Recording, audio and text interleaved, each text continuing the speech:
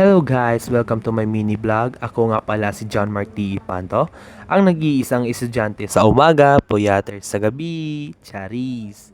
By the way, I will share to you my short activity in my daily life and why it is important to me. I love to draw.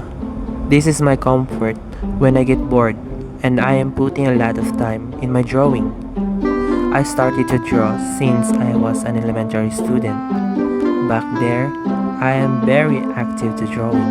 My notebooks is full of drawing. Even my mom get angry with me because I draw a lot in my subject notebooks. And it's so funny because my drawings back there is not so clear.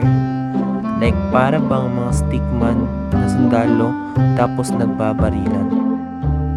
Even though my drawing is like that, my classmate loves to see my drawing like a storybook. Ika nga sa kasabihan, drawing is like life. Every line you make might not be perfect, but each one teaches you something.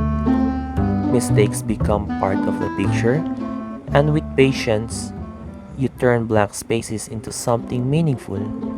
So keep drawing, keep creating. Just like in life, your progress is the real masterpiece. Sabi nga ng iba dyan, wala kang mararating sa pagdodrawing mo. But I said to them, you can't erase every mistake, but you can turn them into part of your story. Each line, each color, shows your growth. So keep sketching, keep believing, and trust that your masterpiece is still in progress. I believe that every draw I take, there is meaning. So I joined contests in my school like poster making and I get first runner-up. I'm so proud of myself that I believed in my passion and promised to myself that I will continue my drawing until the end. For more videos like this, hit the subscribe button and the notification bell for more videos like this. See you guys in the next video. Bye!